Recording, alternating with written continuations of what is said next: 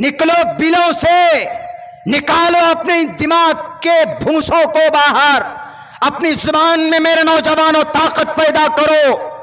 उत्तर प्रदेश में मुसलमानों पर जुल्म ज्यादती, माइनॉरिटीज पर ज्यादती, गुजरात में माइनॉरिटीज पर ज्यादती है, हमारे बच्चों पर ज्यादती हो रही है धर्म के नाम पर।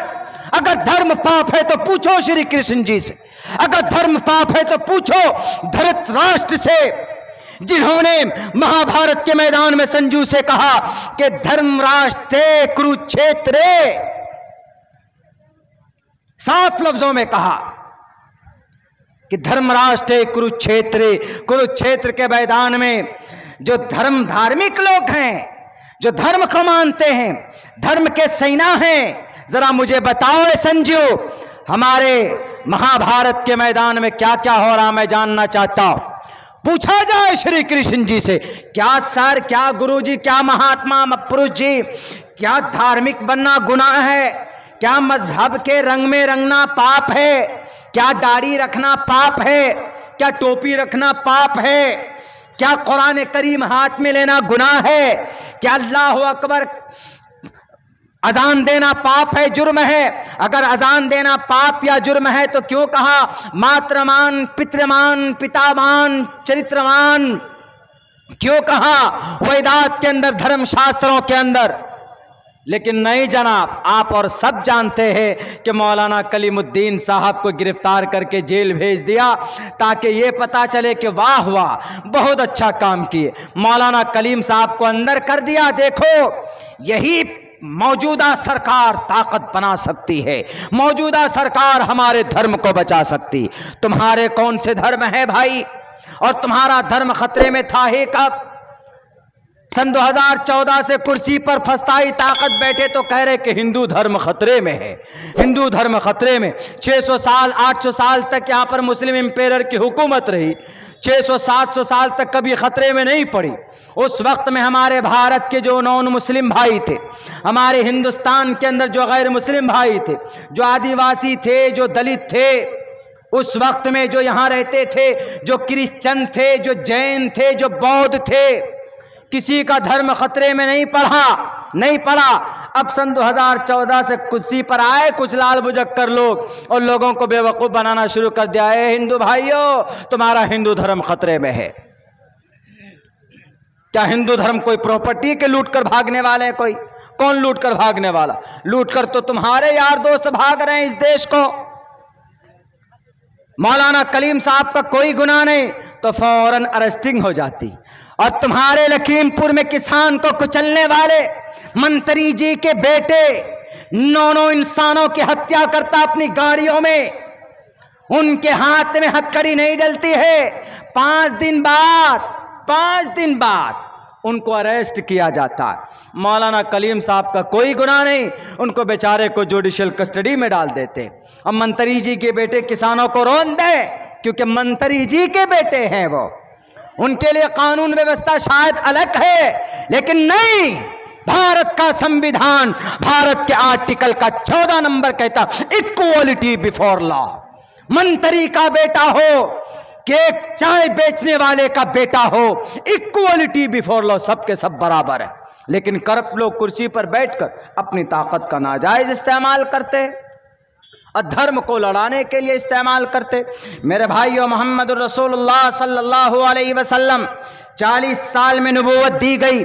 उसके बाद आप अलैहिस्सलातु वस्सलाम को पैगाम दिया अल्लाह तबारक व तआला ने और कहा कि आप निकल जाइए मैदान में और लोगों को बताइए वअन्ज़िर अशीरतकल अक़रबीन, अपने रिश्तेदारों को कलिमे की, धर्म की जानकारी दीजिए, अकीदा सही हो जाए, अकीदे के बारे में बताइए।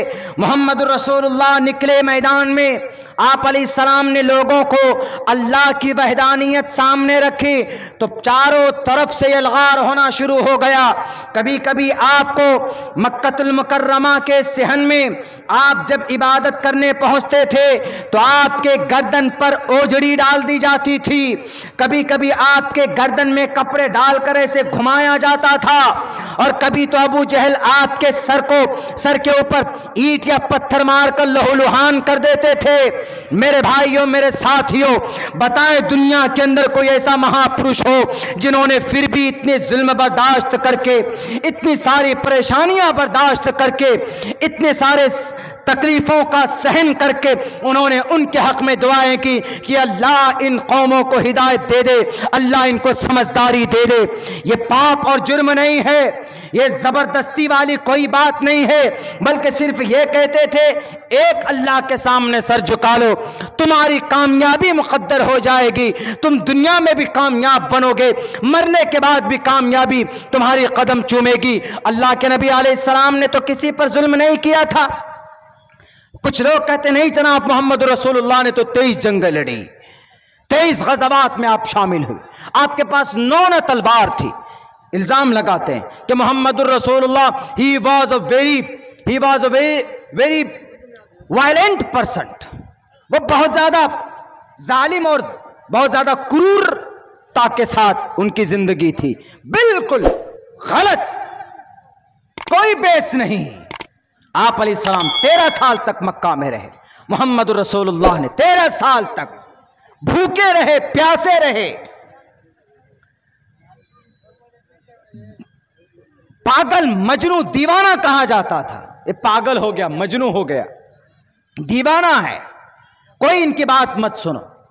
कहीं पर जाते थे इस्लाम के पैगाम को लेकर, पागल कहते थे, दीवाना कहते थे। लेकिन नहीं, मोहम्मद रसूलुल्लाह का चरित्र, उनका बैकग्राउंड इतना स्ट्रॉन्ग था, इतना स्ट्रॉन्ग था कि कहा गया शंबल ग्राम गुख्य सबराह मन ऐसे कहा तमना भवन विष्णु यशा। बुनियाद इतनी मजबूत थी कि सादिक अमीन 40 साल के बाद जब नबूवत दी गई, मोहम्मद रसूलुल्लाह का रौब इतना था कि आप अलैहिस्सलातु वस्सलाम का कैरेक्टर सर्टिफिकेट इतना स्ट्रॉन्ग था कि आप अलैहिस्सलातु वस्सलाम के चेहरे को, शक्ल को देखकर आप अलैहिस्सलाम के सामने खड़े होने की किसी की ताकत नहीं होती थी कि मैं सामने जाकर मुकाबला कर पाऊंगा। फिर भी जुल्म ज़्यादती की मोहम्मद रसूलुल्लाह ने अपने धर्म का प्रचार किया, अपने मजहब को सामने रखा।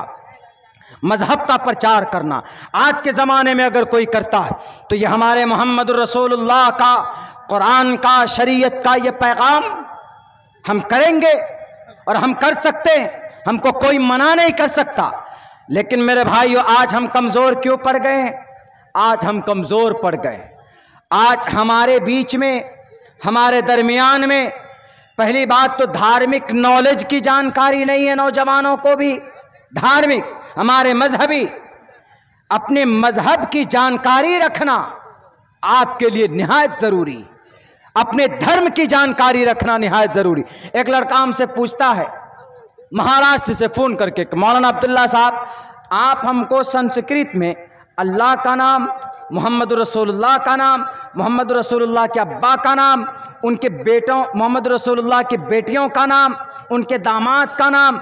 हमने कहा कि भाई एक बात बताइए, संस्कृत तो छोड़ो, आप सिर्फ ये बता दो मोहम्मद रसूलुल्लाह के दादी का नाम क्या है। आप संस्कृत में नहीं, आप उर्दू में बता दीजिए, हिंदी में बता दीजिए, अरबी में बता दीजिए। मोहम्मद रसूलुल्लाह के दादी का नाम क्या है आपको मालूम है? दादा का क्या नाम है आपको मालूम है?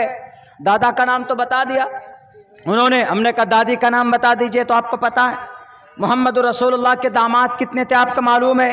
मोहम्मद रसूलुल्लाह के बेटियां कितनी थी आपको मालूम है? संस्कृत छोड़ो, तुम हिंदी में बता दो, उर्दू में बता दो। उन्होंने कहा कि मौलाना वो तो मैं बता ही दूंगा, लेकिन आप संस्कृत में बताइए। हमने कहा कि भाई संस्कृत में क्या सुरखाप के पैर लगे होते हैं संस्कृत में? अरे भाई संस्कृत एक बकदरे ज़रूरत कहीं पर प्रूफ देना होता है तो देते हैं हम लोग। जलसों में तकरीरें होती हैं तो ये तकरीरें वायरल होती हैं, यूट्यूब फेसबुक के ज़रिए से हमारे गैर लोग भी सुनते हैं, उनको भी कम से कम पता चले कि अगर मुसलमान धार्मिक है तो he is not wrong, going to the wrong way, वो गलत रास्ते पर नहीं, बल्कि they are on the right conception, concept and faith about God. वो एक अल्लाह के बारे में सही सोचते हैं, उनका क्या अकीदा है, ताकि उनको समझ में आए, क्योंकि उनकी किताबों की तालीमात को छुपाई गई है ना, नहीं रखते ना सामने। अगर रखेंगे पोल खुल जाएगा, अगर वो रखेंगे लोगों के सामने में तो उनकी दादागिरी हिटलरी नहीं चलेगी ना, इसलिए छुपा के रखते हैं वो। तो हमने कहा कि भाई ऐसा है कि आप पहले तो अपने मजहबी तालीम के बारे में बताओ ना, आपके मजहब में, आपके इस्लाम में। हमने कहा कि how many pillars of Islam are there, इस्लाम के कितने पिलर, मतलब इस्लाम के कितने स्तंभ है।